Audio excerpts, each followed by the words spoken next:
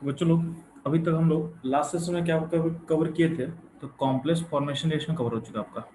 ठीक है, last lecture में हम लोग कॉम्प्लेक्स फॉर्मेशन रिएक्शन के बारे में पढ़ चुके हैं।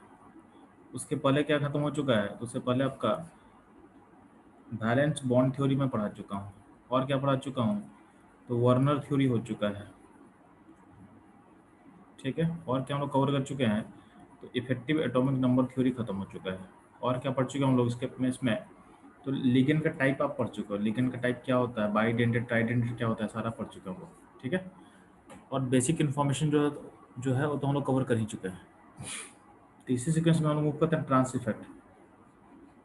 तो ध्यान देना, जब बात करते हैं ट्रांस इफेक्ट करते हैं, टॉपिक क्या है, ये टॉपिक आपके सिलेबस से बाहर का है, तो ये आपके सीबीएसई बोर्ड में कभी नहीं आएगा। ठीक है, हाँ, जेई और नीट में आने का चांसेस है। नीट में आ चुका है, नीट में आ चुका है ट्रांस इफेक्ट का क्वेश्चन। ठीक है, लेकिन फिर भी याद रखना कि ये आपके जेई और नीट के सिलेबस में मेंशन नहीं है, तो ये बहुत सिलेबस से बाहर का टॉपिक है और नीट में आ चुका है। तो नीट में आ चुका है इसलिए इसको मैं कवर कर रहा हूँ। ठीक है, क्योंकि नीट में आ चुका है तो चांसेस है कि क्वेश्चन पे दोबारा पूछा जा सकता है। ठीक है, लेकिन चांसेस बहुत रेयर है, ऐसा नहीं कि कोई टॉपिक इंपॉर्टेंट बोलेंगे। टॉपिक मतलब रेयर इवेंट है, मतलब कि जब सारा चीज पढ़ लोगे तो ट्रांसलेट पढ़ लेना। ठीक है, उल्टा मत करना, ट्रांसलेट कहीं नहीं दिया हो तो मतलब ये नहीं कि ट्रांसलेट बहुत इंपॉर्टेंट होगा, ऐसा नहीं है। मैं बोल रहा हूँ इस पर नीट में एक साल 2016 या 17 में आई थिंक आया हुआ क्वेश्चन है। ठीक है, नीट पे, तो नीट आई थिंक 2016 के पेपर में क्वेश्चन आया हुआ है इससे।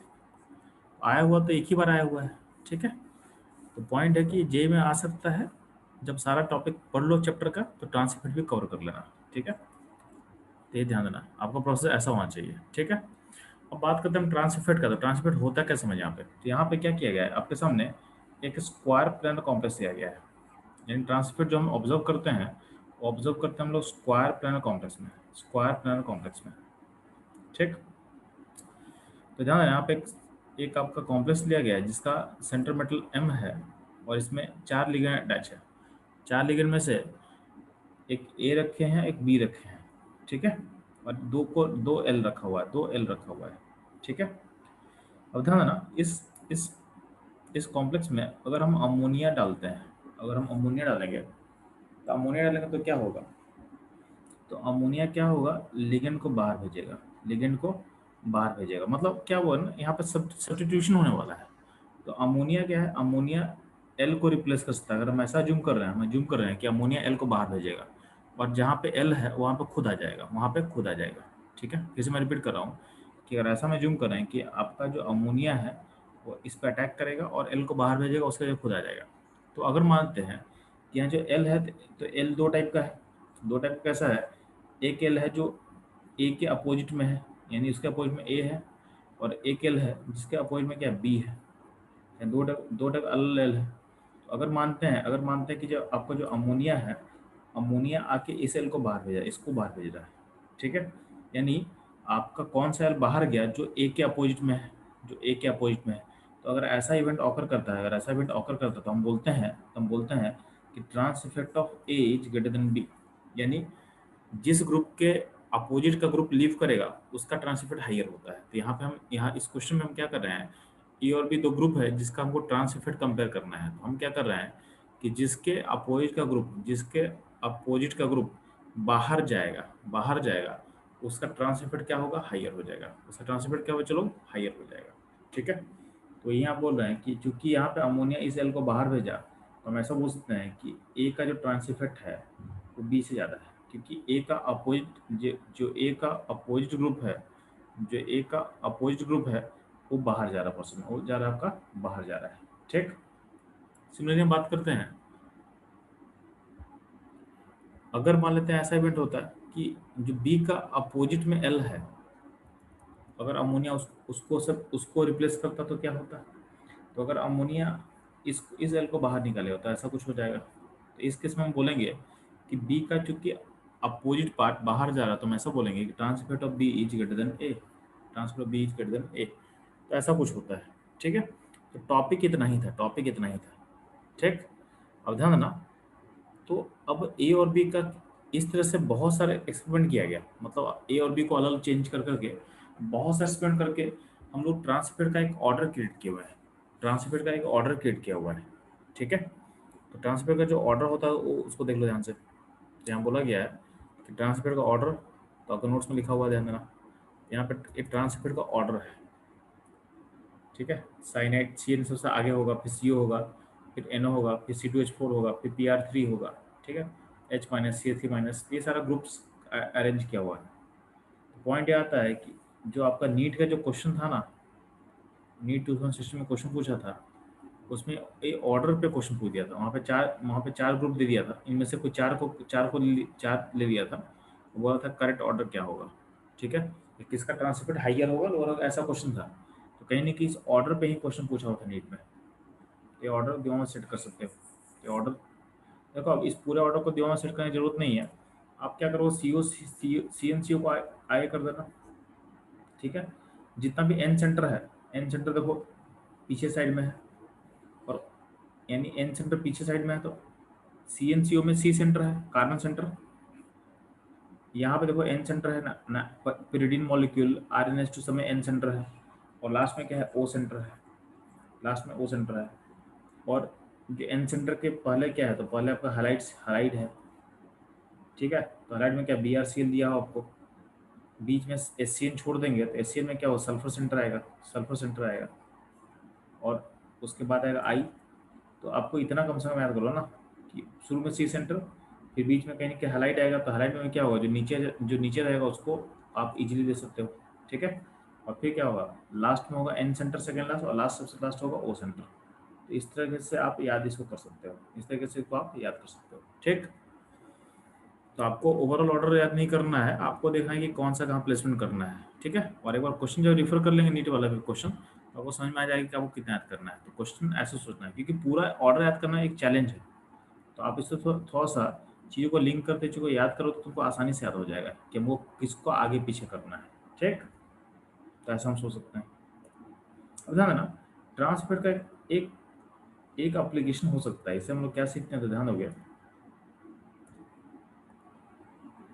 तो जब भी हम ट्रांसफर का बात करते हैं तो ध्यान देना, आपके पास अगर ऐसा कोई मॉलिक्यूल होगा, प्लेटिनम में तीन चार सील लगा हुआ है, यानी कौन से कॉम्प्लेक्स का बात कर रहे हैं, तो हम कॉम्प्लेक्स का बात कर रहे हैं PtCl4-2।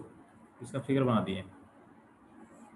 तो स्क्वायर प्लेनर कॉम्प्लेक्स होता है, क्योंकि प्लेटिनम में सारा लिगेंड क्या होगा, स्ट्रॉन्ग की तरह बिहेव करता है। वो पता है ना कि जब भी मेटल नीचे वाला होगा, जब भी आपका मेटल नीचे वाला होगा, तो आपका सारा लिगेंड क्या होता है, स्ट्रॉन्ग की तरह बिहेव करता है। आपका all ligands behave as a strong ligand, all ligand behave as a strong ligand, ठीक।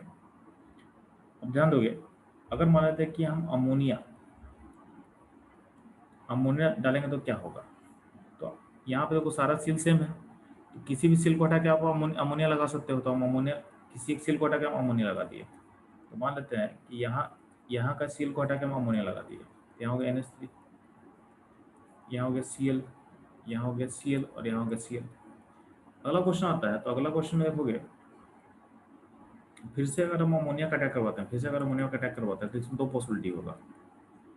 या तो अमोनिया इस अमोनिया को रिप्लेस कर दे, जो पहले से अमोनिया उसी को रिप्लेस कर दे। तो अगर ऐसा होगा तो कोई फर्क नहीं पड़ेगा, कोई फर्क नहीं पड़ेगा, सेम ही चीज़ हो जाएगा। तो इस चीज़ को हम डिस्कार्ड करते हैं, मतलब कुछ नया बनाएंगे ना। सेम ही चीज़ बनाए तो फायदा क्या हो, तो रिएक्शन रिवर्सिबल हो गया, रिएक्शन रिवर्सिबल हो गया तो उसमें कोई दिक्कत नहीं है, ठीक। तो और कुछ नया बनेगा तो क्या होगा, तो देखते हैं क्या नया नया पॉसिबल है। तो अगला पॉइंट है कि अमोनिया को हटा के देख, क्लोरीन को हटाने से क्या बनने वाला है। तो जब तुम इसको यहाँ इसको हटाओगे और या इसको हटाओगे, तो दो आपका सेम ही चीज बनने वाला है। तो ये दोनों केस, एक केस 1 हो गया, और या तो इसको हटाओगे तो केस 2 हो गया। तो केस 1 में क्या होगा, तो केस 1 देखना, केस 1 ऐसा होगा। तो केस 1 का फिगर हम बना देना आपके लिए। तो ऐसा होगा PT, यहाँ NH3, यहाँ Cl, यहाँ NH3, और यहाँ पे Cl। और केस 2 पर बात करते हो, केस 2 में क्या होगा कि PT में यहाँ Cl, यहाँ Cl, यहाँ NH3, और यहाँ NH3। तो अब चेक करना कि दोनों कंपाउंड थोड़ा अलग अलग है। इसमें देखोगे, इसमें अमोनिया अमोनिया पास पास है, और Cl पास पास है, तो इसको बोलते हैं सिस्ट, इसको बोलते हैं सिस। और इसमें देखोगे Cl अपोजिट में है, और अमोनिया होने पे क्या अपोजिट में है, तो इसको बोलते हैं ट्रांस। क्या बोलते हैं? ट्रांस। तो अब ये सिस बनेगा ट्रांस बनेगा, क्वेश्चन आता है कि मतलब आपसे पूछेगा कि इस कॉम्प्लेक्स में अगर अमोनिया 2 बार डालेंगे तो सिस बनेगा ट्रांस बनेगा। ठीक है, सिस बनेगा ट्रांस बनेगा। तो अब देखो इसको कंपेयर कैसे करना, तो इस पे आएगा ट्रांस इफेक्ट।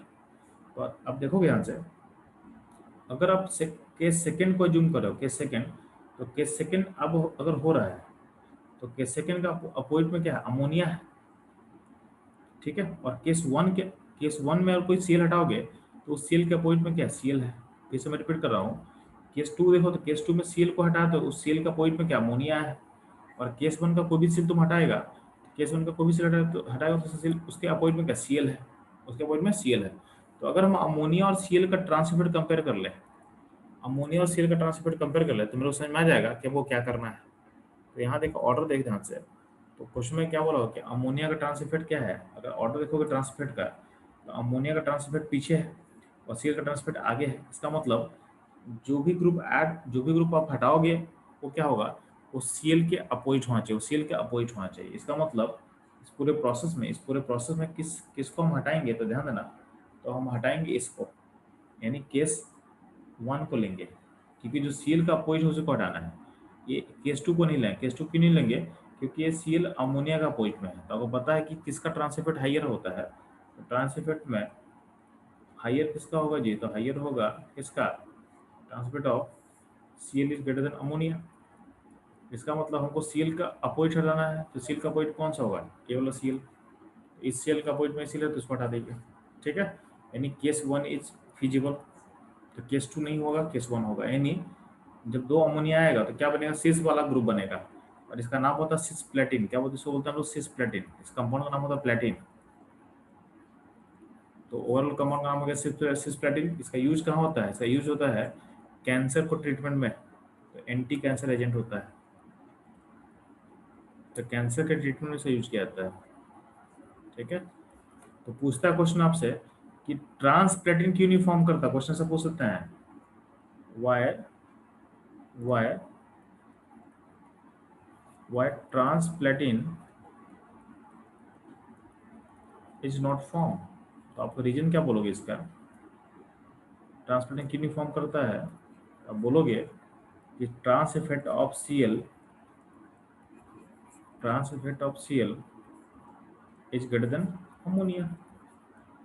इसका रीजन हो गया, इसका वैलिड रीजन हो गया। ठीक है, इसलिए आपका ये फॉर्म नहीं करता है। ठीक है, यहाँ तक आप लोग कोई प्रॉब्लम नहीं होगा। ये रहा ऑल अबाउट ट्रांस इफेक्ट। ठीक है।